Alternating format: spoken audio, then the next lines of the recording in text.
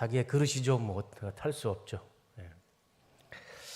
제가 새벽 예배나 우리 교회에서 예배를 드릴 때 성경책하고 항상 저는 이 패드를 갖고 다닙니다. 아마 많이 보셨을 거예요. 제가 패드를 갖고 다니는 이유는 우리 부사역자들이 설교를 할 때 혹시 AI를 돌려서 설교를 하나 그거 검사하려고 갖고 다니는 건 아니고 특히 새벽 예배를 드리다 보면 이제 말씀이 끝나고 기도를 하다 보면 참 저 개인적으로는 이렇게 저녁 예배 때도 은혜가 있는데 저는 새벽 예배에 그 예배 끝나고 기도할 때가 더 큰 은혜를 받는 것 같아요. 말씀을 주시고 또 말씀을 깨닫게 해주시고 또 여러 모양으로 하나님이 말씀을 보여주세요. 그러면 찬양을 이제 큰 찬양을 듣곤 있지만 그래도 그 찬양 가운데 말씀으로 주시고 말씀을 깨닫게 해주시고 은혜를 주시면 그거를 묵상을 하면 참 은혜가 되는데 일어서면 다 잊어먹어요. 그 순간에는 정말 하나님의 말씀이 달고 오묘한 하나님의 은혜인데 일어나면 육축으로 올라오면 다 잊어버립니다. 그래서 그거를 그 순간을 기억하고 그 순간을 남기려고 그래서 새벽 예배는 캄캄하잖아요. 그래서 종이로는 쓸 수가 없어요. 그래서 패드를 갖고 가면 항상 쓸 수가 있습니다. 그래서 제가 새벽 예배 때 맨 앞자리에서 뭐가 자꾸 쓰는 것을 모습을 볼 때는 저 사람이 또 하나님의 은혜를 받았구나. 그렇게 생각하시면 됩니다. 그래서 새벽 예배 때마다 저는 많이 하나님 은혜를 기록으로 남기죠. 그래서 제가 설교를 거점 그때 새벽 예배 때 주신 은혜로 많은 설교를 하게 됩니다. 오늘도 이 본문도요. 지난주 목요일 날 새벽에 또 하나님이 또 은혜를 주셔서 오늘 본문의 말씀으로 함께 은혜를 나누고자 합니다. 적자생존이라는 말이 있죠. 강한 자가 살아남는다. 그렇죠? 근데 요즘은 저 말을 저렇게 쓰면 안 된답니다. 적는 자가 살아남는다. 우리 무조건 적어야 돼요. 우리의 기억과 우리의 두뇌를 신뢰하면 안 됩니다. 우리는 적어야 돼요. 하나님의 은혜가 있으면 적어야 됩니다. 정말 뒤돌아서면 잊어먹는 것이 우리 기억인 것 같아요. 그래서 하나님이 오늘 이 시간에 나에게 주시는 말씀이 있으면 내 기억으로는 금방 잊어버려도요. 이 활자로 된 글씨는요. 이거는 반영구적입니다. 하나님께서 우리에게 활자로 된 하나님 말씀을 주셨어요. 2000년이 지났습니다. 구약 성경은 6000년이 지났어요. 그래도 하나님 말씀은 지금 우리 가운데 내 눈으로 볼 수 있고 전할 수 있어요. 오늘 나에게 주신 은혜가 있다면 핸드폰으로 적으시든 글로 쓰시든 이 글자로 남기는 게 참 중요한 것 같습니다. 제가 지난주 새벽 예배 말씀을 듣고 기도를 하는데 자꾸 하나님이 우리 집사님의 얼굴을 자꾸 보여주시는 거예요. 어떤 집사님이시냐면 제 전용 우리 헤어드레서인 우리 임송희 집사님의 얼굴을 자꾸 보여주시는 겁니다. 제가 지난주에 머리를 깎았는데 그날따라 임송희 집사님의 얼굴이 되게 어두웠어요. 제가 가면은 굉장히 반갑게 맞아주시고 머리 깎는 것보다 저와 대화하는 시간이 몇 배는 많을 정도로 참 많은 말을 나눴는데 그날따라 우리 집사님이 굉장히 얼굴도 어둡고 말수도 적으시더라고요. 근데 집사님이 하시는 말씀이 목사님 오늘 제가 이 자리에서 마지막으로 머리를 깎아드리는 것 같습니다. 그런 말씀을 하시는 거예요. 알고 봤더니 그 건물 주인이 바뀌어서 건물이 팔려서 이제 거기를 나가야 된다고 그러시더라고요. 근데 아시는 것처럼 우리 임성희 집사님이 거기에서 25년, 성수동에서 25년 정도 미용실을 하셨는데 단골이 다 거기 계시잖아요. 그러니까 다른 데로 가실 수가 없는 거예요.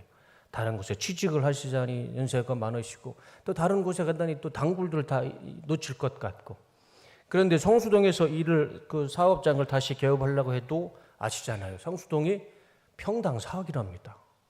대한민국에서 가장 비싼 땅에 우리가 앉아 있는 거예요.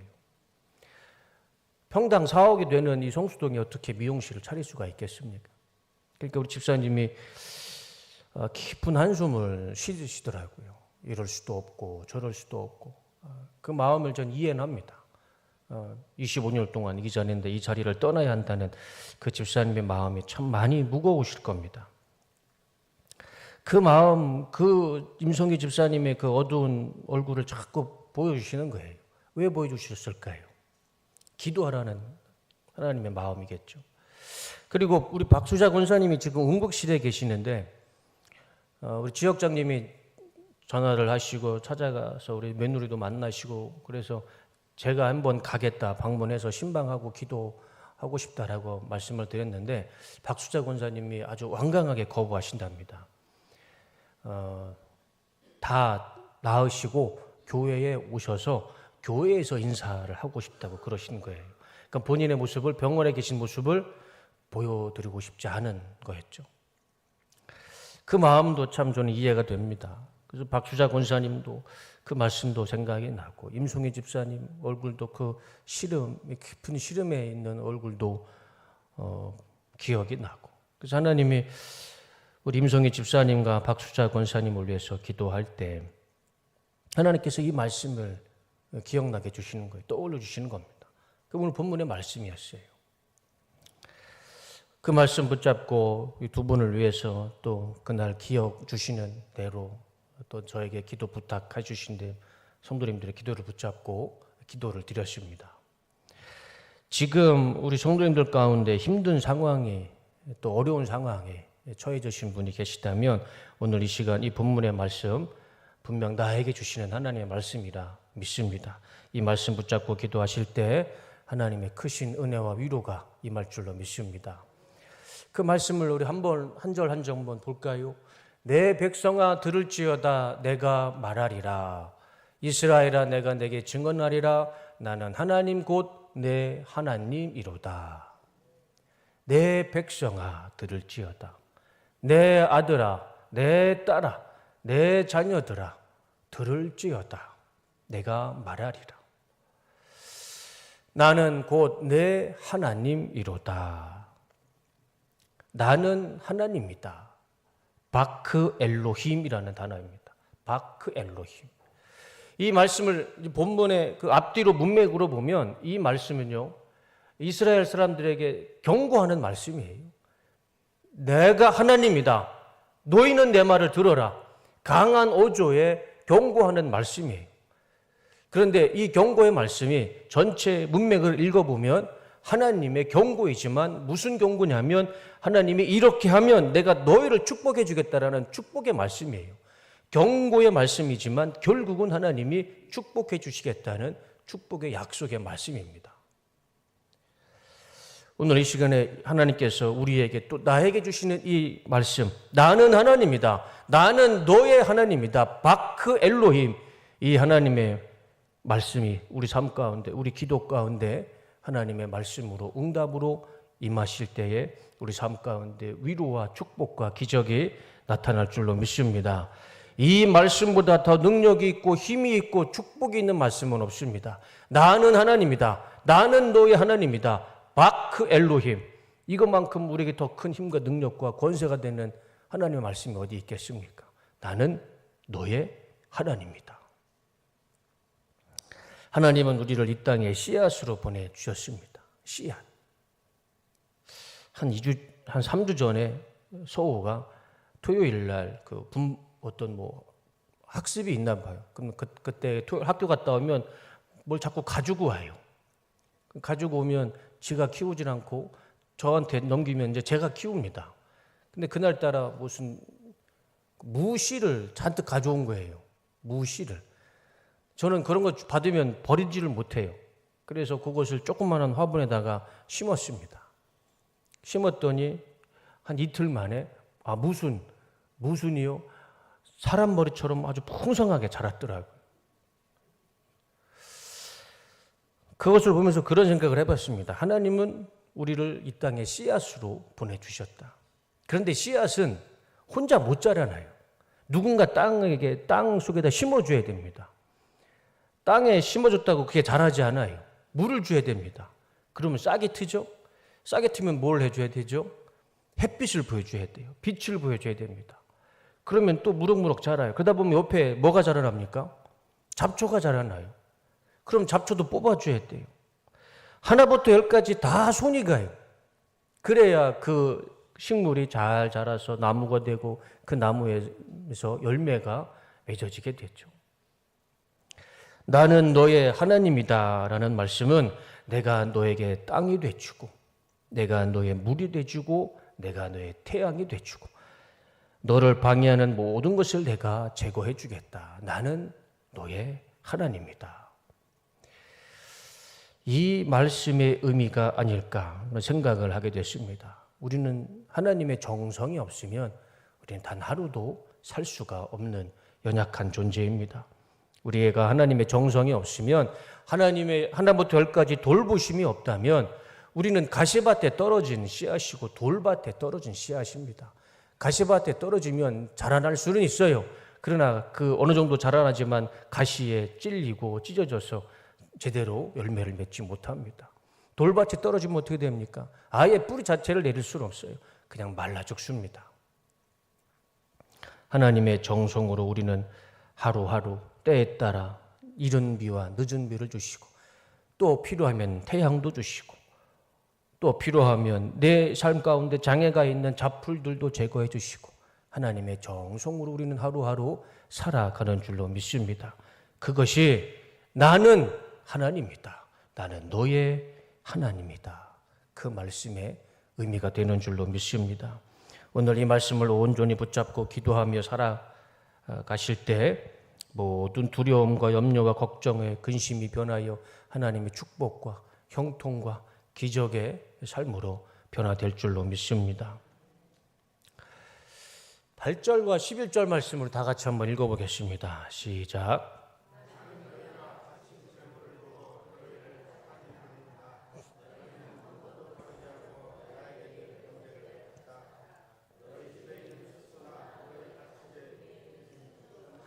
내게는 필요 없다. 숲속의 뭇 짐승이 다 나의 것이요 수많은 산짐승이 모두 나의 것이 아니더냐. 산에 있는 저 모든 새도 내가 다 알고 있고 들에서 움직이는 저 모든 생물도 다 내 품에 안에 있다. 참 놀라운 말씀이죠. 세상의 모든 생물이 다 내 것이다 라는 것이죠. 너의 집에 있는 숫소나 너의 가축 우리에 있는 순념소가 내게는 필요 없다. 당연하죠. 모든 것이 다 하나님의 것인데 굳이 우리 집에 있는 내 집에 있는 숫소나 순념소가 하나님의 필요가 없으시죠. 다 하나님의 것인데 산과 들에 있는 새들과 생물들이 다 내 것이다. 어디에 무엇이 있는지 나는 다 알고 있다.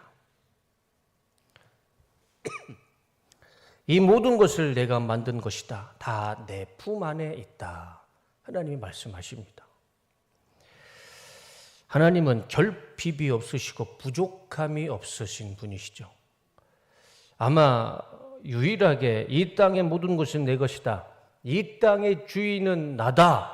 라고 말할 수 있는 분은 한 분밖에 없을 것입니다. 오직 하나님. 나는 하나님이다. 너의 하나님이다. 마크 엘로힘 이렇게 말씀하시는 우리 하나님만이 이 땅에 이것은 내 것이다. 이 땅에 이것은 내 품 안에 있다.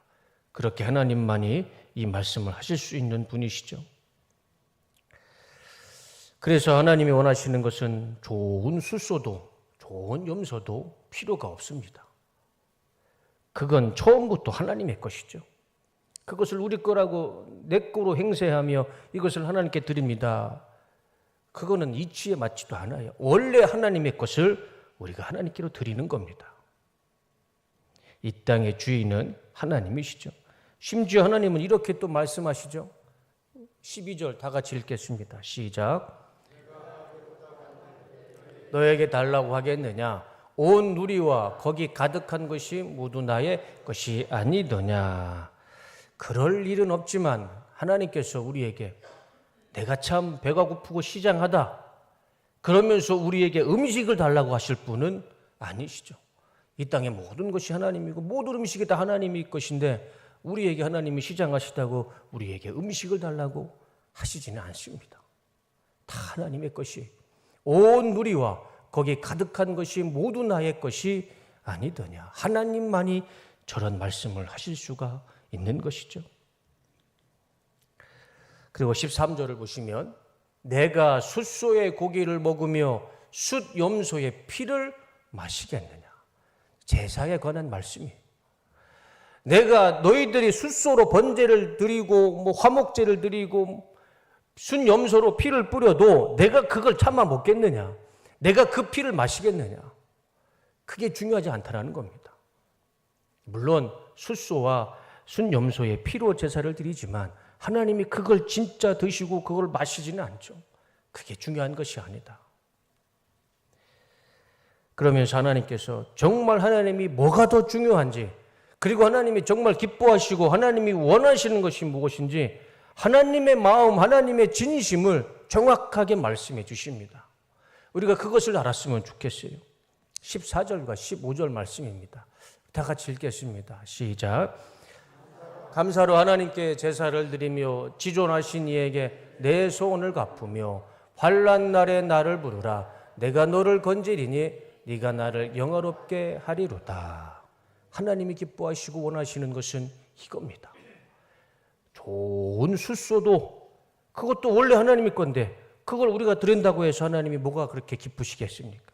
순 염소의 피도 하나님께서 피를 마시는 분도 아닌데 그걸 우리가 드린다고 해서 하나님이 기뻐하시겠지만 그게 더 중요한 것이 아니고 하나님의 기뻐하시고 하나님이 원하시는 것은 순 염소와 숫소와 또 좋은 것으로 제사를 드리는 것보다 저것을 하나님이 더 기뻐하신다는 겁니다. 정리하면 이렇습니다. 감사로 하나님께 제사를 드리는 것입니다. 하나님께 서원한 것은 갚아야 됩니다. 환난 날에 하나님을 찾는 자를 구원해 주십니다. 하나님은 이것을 더 기뻐하시고 이것을 더 우리에게 원하신다는 것이죠. 세상 모든 것이 다 하나님의 것인데 그것을 우리가 드린다고 해서 하나님이 기뻐하시는 것이 아니라 저것을 드렸을 때 하나님은 더 기뻐하시고 저것을 더 원하신다는 것입니다. 하나씩 하나씩 한번 살펴볼까요? 감사로 하나님께 제사를 드려야 합니다. 왜 하나님이 이 감사의 제사를 기뻐하실까요? 이유는 간단합니다. 이 땅의 마지막이 된 그날까지, 우리 주님께서 다시 오시는 그날까지 마지막까지 드릴 수 있는 제사가 무엇일까요? 수많은 제사가 있습니다.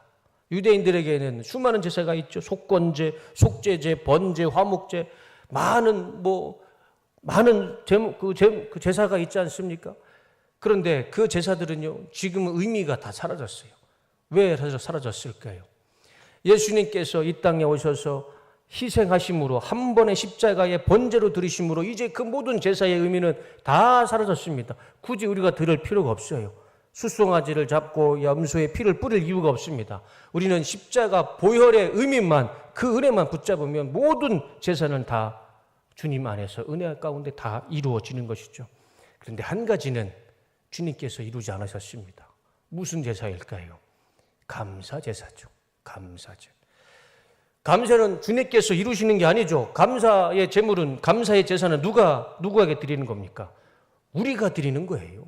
예수님이 이루시는 게 아니고 우리가 이뤄야 하는 것이 감사 제물이고 감사의 제사입니다.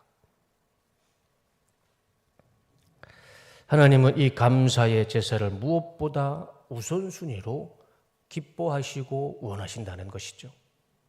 우리가 오늘 이 시간은 1시간 예배를 드린다 할지라도 다른 것은 하나님이 몰라도 안 보시더라도 우리 마음 가운데, 중심 가운데 감사하는 마음으로 예배를 드리실 때 하나님께서는 우리의 예배를 기쁘게 받아주실 줄로 믿습니다.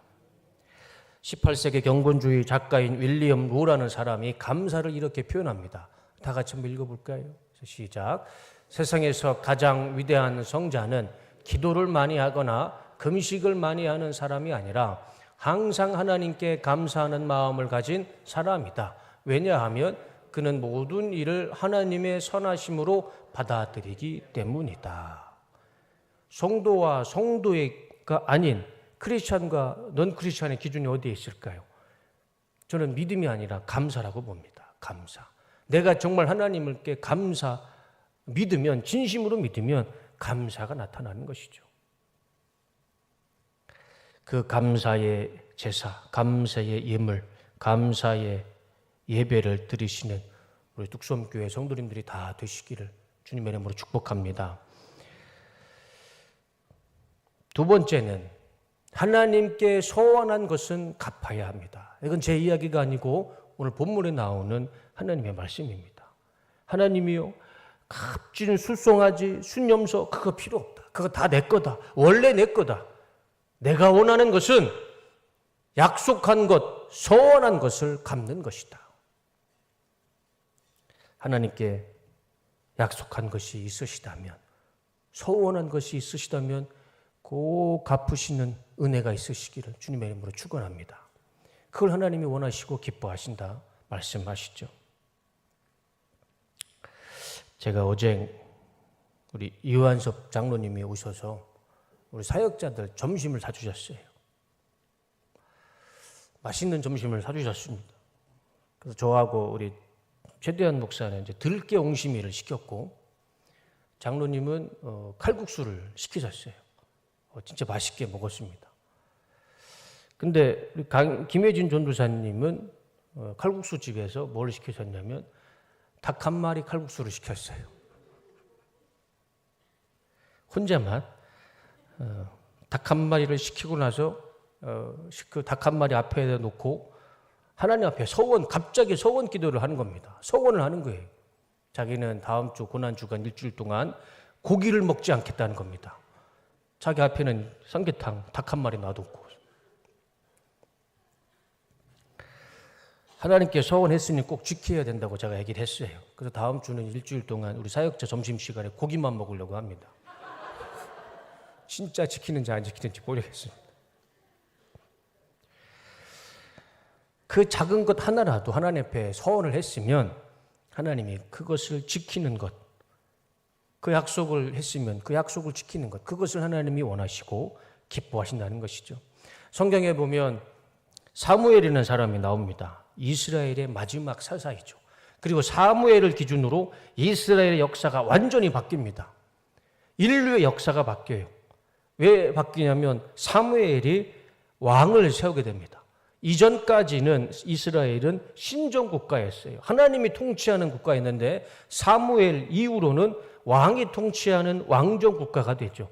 사무엘이 사울을 왕으로 기름 부어 세웁니다. 그러니까 이스라엘의 역사를 완전히 바꾼 사람이 사무엘이에요. 물론 하나님이 하셨지만 그것을 이룬 사람은 사무엘입니다. 그만큼 아주 이스라엘 역사에, 우리 인류 역사에 아주 중요한 위치에 있는 사람이 사무엘인데, 이 사무엘이 어떻게 태어난지 우리는 다 알고 있습니다.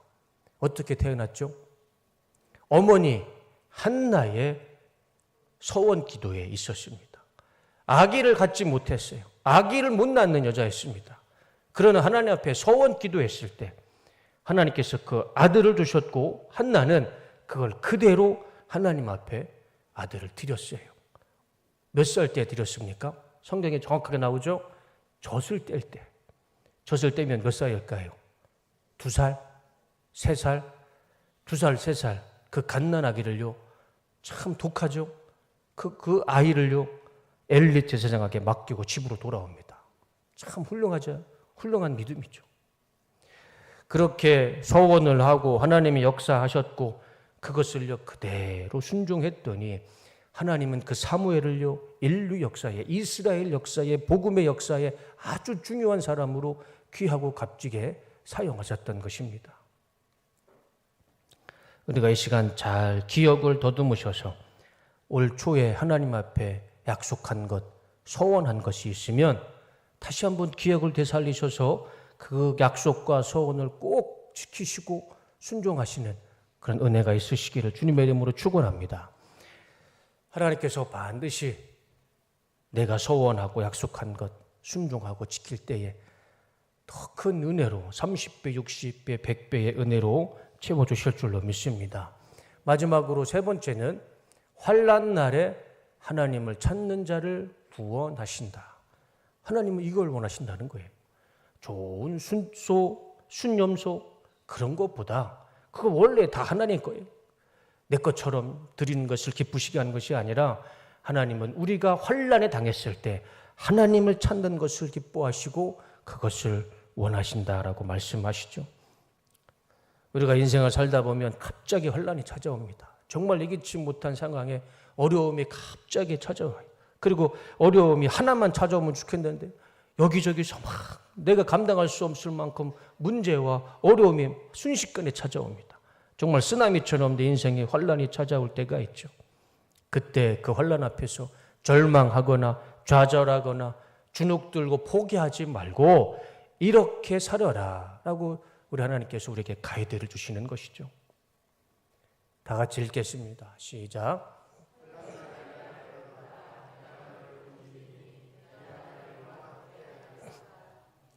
하나님은 이걸 원하신다는 겁니다. 환난 날에 나를 부르짖어라, 나를 찾아라. 그러면 내가 너를 건지리라. 그것이 어디가 됐든 죄의 구덩이든 사고와 아픔과 고난과 고통의 어느 구덩이든 환난 날에 나를 부르면 내가 거기에서 너를 건질 것이다. 그리고 네가 나를 영화롭게 할 것이다. 세 가지입니다. 환난이 왔을 때 우리는 세 가지를 꼭 지켰으면 좋겠습니다. 하나님을 부르짖어야 됩니다. 그리고 하나님께서 부르짖는 자를 건져주실 것입니다. 그리고 내 삶을 통해 하나님은 영화롭게 영광을 받으실 것입니다. 하나님을 부르짖는다는 것은 간단하죠. 우리가 하나님을 찾고 하나님께 기도한다는 것은요, 우리는 하나님의 능력과 권세를 인정한다는 것입니다. 그것을 인정하지 않고는 우리는 하나님을 부르짖을 수도 없고 기도도 할 수 없습니다. 우리가 하나님을 찾고 부르짖는다는 것은 내 인생의 환난을 구원해 주실 분, 해결해 주실 분은 하나님이라는 것은 믿음과 확신과 신뢰가 있기 때문에 우리는 하나님을 부르짖는 것입니다. 그렇게 믿음으로 하나님을 부르짖을 때 하나님은 우리의 믿음을 보시고 우리를 환난 가운데서 구원해 주시고 건져 주시고 형통의 길로 인도해 주실 줄로 믿습니다. 그 환난 가운데 건져진 우리가요, 하나님의 은혜를 받은 우리가 하나님 앞에 감사드릴 것입니다. 감사로 예물을 드릴 것이고 감사로 예배를 드릴 것입니다. 그러면 하나님은 그 감사로 인해 더 큰 영광을 우리 삶을 통해 받아주실 줄로 믿습니다. 설교를 정리하겠습니다. 하나님은 우리에게 값진 송아지와 염소를 원하지 않으십니다. 이미 다 하나님의 것인데, 산과 들에 어느 새가 있는지 다 알고 계신데 그것을 내 것처럼 내 것인 양 하나님 앞에 드린다고 해서 하나님 뭐가 그렇게 기쁘시겠습니까? 하나님이 진정으로 기뻐하시는 것, 하나님이 원하시는 것은, 진심으로 원하시는 것은 이 세 가지입니다. 감사로 하나님께 예배를 드려야 됩니다. 하나님께 소원한 것은 꼭 지켜야 됩니다. 환난 날에 하나님을 찾아야 됩니다. 하나님은 우리에게 이것을 원하십니다. 오늘 이 시간에 이 말씀을 붙잡고 힘써 하나님을 부르짖고 찾을 때에 하나님께서 우리에게 큰 은혜로 응답해 주실 줄로 믿습니다. 특별히 이 시간에 하나님 앞에 감사한 마음으로 기도하길 원합니다. 하나님, 나에게 이런 은혜를 주셔서 감사합니다. 아플지라도 환난 가운데 있을지라도 하나님, 그럼에도 불구하고 하나님 감사합니다. 하나님께 감사 기도를 드리길 원하고, 또 하나님 앞에 내가 소원하고 약속했던 것, 내가 이런 핑계 저런 핑계로 지키지 못한 것, 오늘 이 시간 다시 한번 결단해서 하나님, 이 약속은 꼭 지키며 살겠습니다 라고 기도하시고, 환난 날에 하나님을 더욱 찾고 하나님만 의지하며 살겠습니다 이렇게 결단하며 기도하는 시간이 되길 원합니다. 우리 시간에 삶의 작은 일에도